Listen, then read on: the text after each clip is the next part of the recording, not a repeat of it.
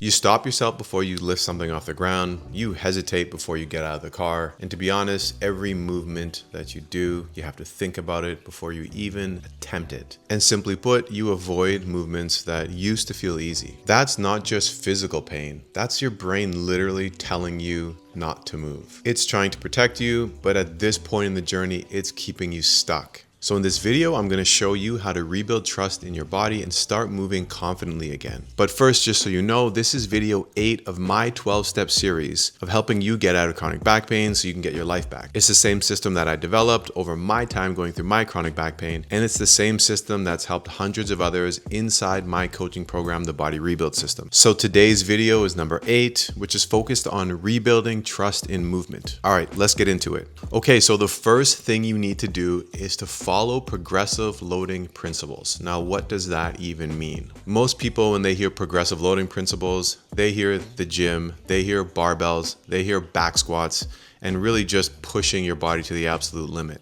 But in my world and the world of my clients, this means something completely different. For us, progressive loading isn't about chasing weight. It's actually about rebuilding trust with your body. So it starts with mastering body weight. It starts with feeling confident and feeling in control of your body while you do these movements. So one example of this might mean starting with two-legged variations, and then as you build more confidence and strength, then you start switching to single leg variations. Or in some cases, progressing from a basic hinge to more dynamic movements. But the key here is only doing it when your body is ready. So this is how I think about progressions. Firstly, you start to do movements that are supported. So maybe you're holding on to something, maybe you're making yourself a little bit lighter, and then you progress to non-supported movements. Another way that this can play out is doing isometric. So this is like static holds where you're not actually moving, but the muscle is contracted. And then eventually, once you've built confidence and capacity, you can start to expand that to moving in the similar pattern that you were holding it. Think of simple no movement to more dynamic movements. And then the next thing, you can take slower controlled reps, and then you can make those more explosive over time as you build more confidence and more strength. And then you can think about, okay, how do I manage my reps? Well, you can think higher reps, building endurance, building confidence, 18 to 20 reps, to later on progressing to more strength training reps where you've increased the load, and then after that you're doing lower repetitions. And here's the guiding principle in all of this. You have to learn to crawl before you can walk. You have to learn to walk before you can run. Now this sounds super simple, but I see people all the time start to feel a little bit better, and then they just jump right back to the end goal. Hey, I'm back to sprinting. I can run. I can do everything I wanted to do again. But if you want success, you have to do it differently. And so this is what I've learned, and this is what I do, is taking a progressive approach. So you want to rebuild yourself from the ground up with structure, progression, but most importantly, awareness. So progressive loading this way isn't just about building your muscles. It builds your nervous system's tolerance levels. Every clean rep, every time you build confidence is a message to your brain. It's a message to your nervous system.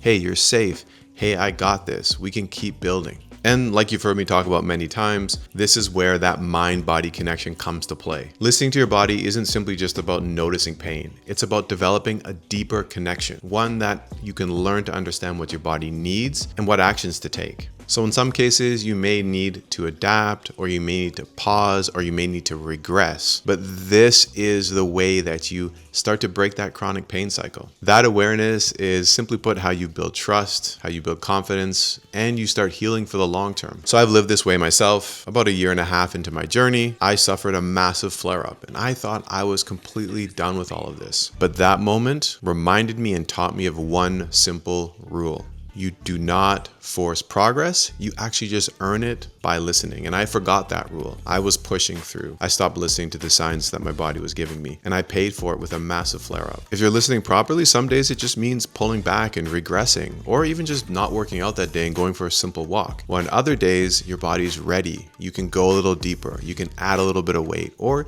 you can add that extra rep. I tell my clients all the time, just because I put 3 sets of 10 in there, it doesn't mean you do 3 sets of 10. First and foremost, you listen to your body. And from there, you make a decision of maybe, hey, I'm only going to do 2 sets today. Or maybe instead of 10 reps, I'm only going to do 5. And that's how this works for you. This is how you heal for the long term. So this is how you reconnect with your body. And this is exactly what I'm talking about when I talk about the body rebuild system. It's why I named my coaching program that way. You have to rebuild your body by reconnecting with it, not by pushing through, but by progressing forward with purpose, with structure, with a plan. And if you're thinking, man, this really makes sense, I want to start that journey, but you're not really clear where to start, don't worry.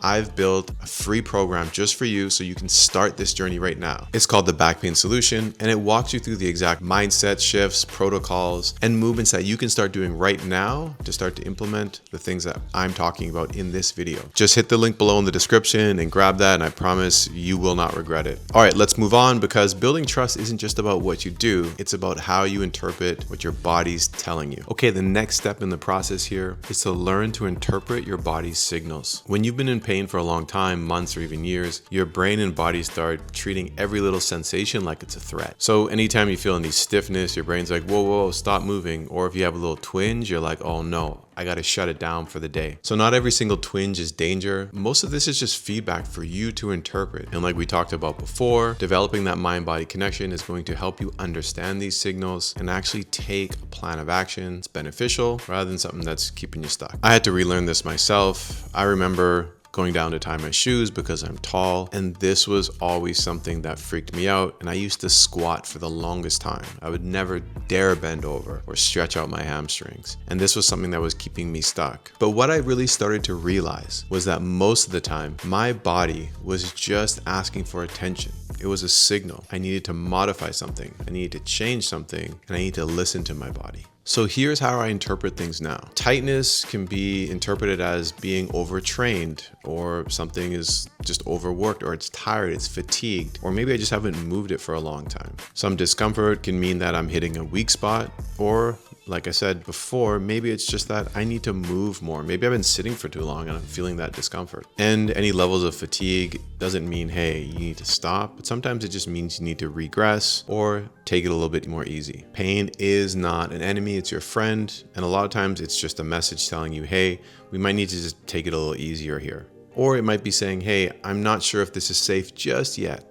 And when that's the case, for me personally, I don't push harder. I zoom out. I look at the big picture. I start to focus on controlling my breath. I start to make sure I'm in a calm state. And then I focus on quality over quantity. What do I need right now? What's the best thing I can do? And how good do I need to do it? So something that I practice fairly regularly is breathing techniques. And the 90-90 breathing technique is a game changer. It's the one where you put your feet up on something, you lay down on the ground, and you just focus on your breath. Practicing this calms my nervous system and creates space between stimulus and reaction. And this is the space where confidence starts to grow. When you know that you can calm your body, you know that you have control, you're able to start to step into that space and to build confidence in movement. So if you're someone that freezes up every time you feel discomfort, or you're someone who's avoiding movement altogether because of a past flare-up, I want you to ask yourself the following things. First thing, is this sensation dangerous, or is it just unfamiliar? Second one is, am I reacting to pain, or am I responding to my body? This mental shift will change your entire recovery plan, because ultimately the goal is to not numb yourself and never feel anything. It's truly just to understand what your body's telling you so that you can take the right action and move forward from this chronic pain cycle that you're in.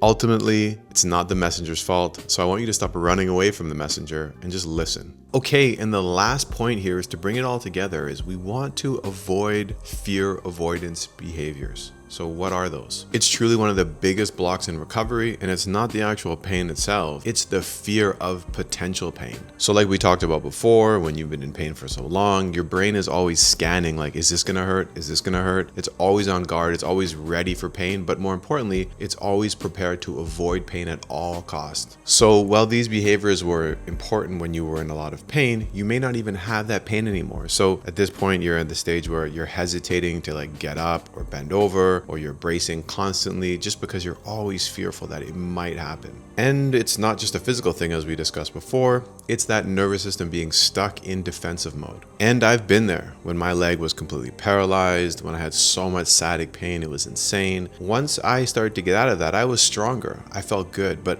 I never really gained any confidence to bend over. I always squatted down. I never wanted to put myself in that compromised position again. And that fear avoidance stuck with me. Like I said before, it really kept me stuck because realistically, you're always saying, hey, like, don't risk it. You don't want that pain to come back, right? But if you let that mindset win, then you're gonna stay stuck forever. So here's what helped me, and here's what I tell my clients to do all the time to start to move on from this. So you need to regress so that you can actually progress. So what you want to do is modify the movement. You want to make it doable, you want to make it repeatable, and if you can hit those two, it's going to be safe. So if you can't deadlift, well, you start to hip hinge and teach your body it's okay to go into those positions. So if you're scared to squat, start with box squats or start with squatting out of a chair and build confidence from that standpoint. Worried about movements on the floor or getting down onto the floor, just take it slow, break those steps down. Over time, you're going to be able to build more confidence. Because when you move even just a little bit, your nervous system stops panicking and then it starts saying, oh, hey, this is safe. And once it's safe, you can feel confident that you can do it again and it's repeatable. Your nervous system's gonna calm down and you're gonna feel free again. And a lot of times, this breakthrough doesn't actually happen in a workout. I've had clients have massive breakthroughs because they decided to go skiing again. They were scared before, but once they started skiing, they were great. Other clients had a breakthrough by going to a wedding and dancing all night, or other clients had to chase their kids or were playing at the park and they had big breakthroughs. And the reason why is because at that point, they weren't thinking about movement, they weren't guarded, they were distracted, they were entertained, they were having a good time, and it allowed their body just to move the way it was designed to do without any hesitation. And those neural pathways that were set up around guarding were now broken because they didn't have a focus on it. They were just focused on the behavior or the action that they were doing that was fun,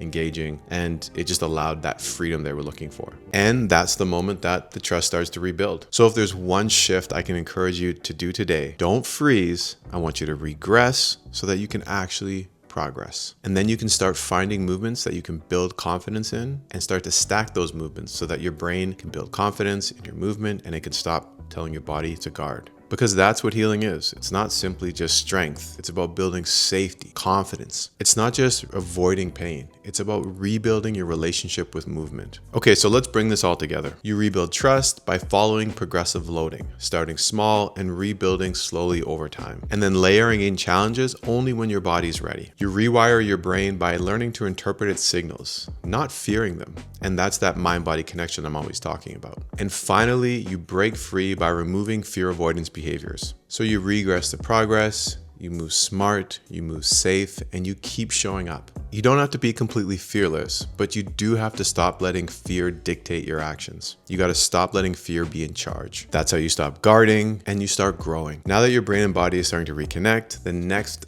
step in this is learning how to structure your recovery. And we want to do this with a clear path that keeps moving forward with a structured process, even when recovery feels slow. And that's what I'm going to break down in video number 9, creating a structured plan for sustainable recovery. If you're serious about making this stick, you're going to want to watch that video. So this video is part of my 12-step series to break free from chronic back pain. If you like this video, I want to make sure that you subscribe so that you get more videos like this, or even send it to someone who you might think it might help. If you want to start fixing your back right away for free, as I talked about below in the description, you'll see my back pain solution. That's my gift to you. Go get it. And if you're thinking, hey, I actually want to work with you one-on-one because I like guidance, I want to be coached, and you want to know what that might look like to work inside the body rebuild system with me, you'll also see a link below to see what it's like and how you can book a call. All right, I'm out.